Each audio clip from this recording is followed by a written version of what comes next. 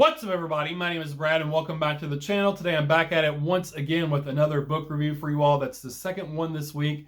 I'm on a roll. I got to keep the momentum going. With the book I want to talk about today, the novella I want to discuss with you all today is We Can Never Leave This Place by Eric LaRocca. And the first thing that came to mind once I finished reading this was, what fever-induced nightmare did I just finish reading? LaRocca, he's already proven to us that he has a creatively wicked imagination with his prior works, but with this one he takes it to another level, kicks it up another notch, or maybe I should say we go further down the rabbit hole with this demented and warped Alice in Wonderland sort of tale that is just saturated in sadness. And when I say it's like Alice in Wonderland, it's really nothing like Alice in Wonderland, but it has that same sort of surrealism, that same weirdness, bizarreness that Alice in Wonderland encapsulates. That sort of gave me the same vibes that I felt with this story here. And with this one, we are the outside world. It's this dystopian society that has been ravaged by destruction. There are bands of gas mask wearing marauders that roam the streets to the symphony of explosions and gunfire. So that being outside, you would think inside would be a safer place to be. But for adolescent Mara, it is a place, it's a prison that is full of the toxicity of her venomous mother that is slowly poisoning her psyche and corrupting her well-being. We really get a sense through the storytelling, through the dialogue, through the situations that were put in, that Mara's mother is a pretty despicable person. She's definitely a despicable mother, an unfit mother. She doesn't care for her daughter, doesn't seem like she loves her daughter whatsoever, and honestly, it seems like she wishes Mara never would have been born, that she was a mistake that she wished never would have happened. So it's saying that when the one relationship that is tethering Mara to reality, when it snaps with the violent murder of her father, she spirals down this rabbit hole of grief into a world that manifests monsters who come knocking at her door. And it's from there that a myriad of strange denizens, we'll call them for lack of a better term, interject themselves into the lives of the grieving mother, the grieving daughter, and weave this web of condolences and reassurances that placate Mara's mother into a semblance of peace, safety, and security.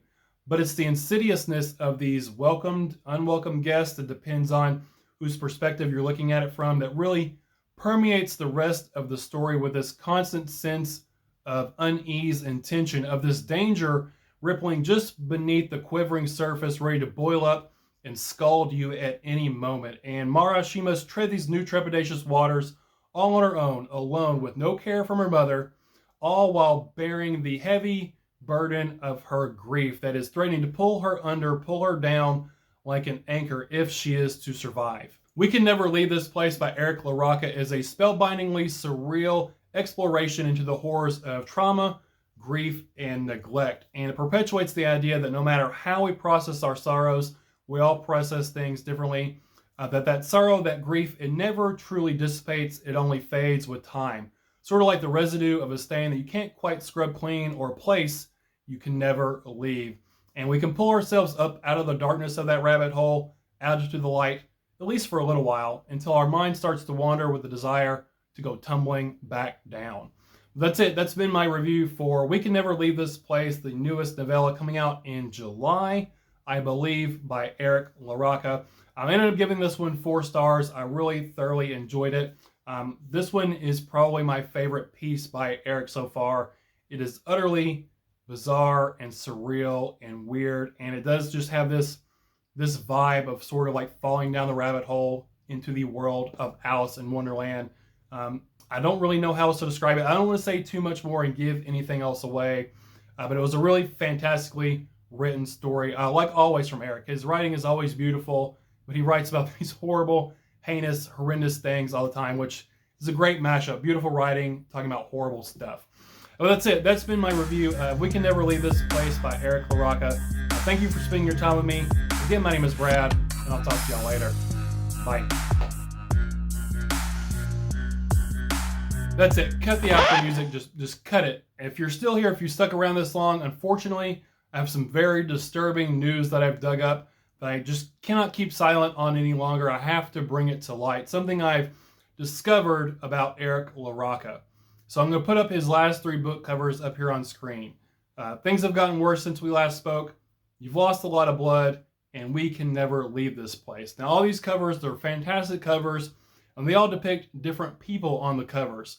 But if you look a bit closely, look a bit deeply more into it, you'll notice that all the people, you can't see their eyeballs. It looks like two of them, their eyes are completely missing, covered in this bloody mess. The third one is covering their eyeballs, hiding from something horrible and horrendous. And I don't know what it is about Eric and this eye trauma, this eye horror, but something about it. Maybe he's trying to tell us subliminally that maybe we haven't done enough to deserve our eyes for today. I don't know what it is, but I'm on to you, Eric. I'm watching you. You cannot fool me any longer. I'll be watching you, covering my eyes up, watching you from a distance, keeping an eye on you. Can't fool me anymore, my friend. Can't fool me anymore.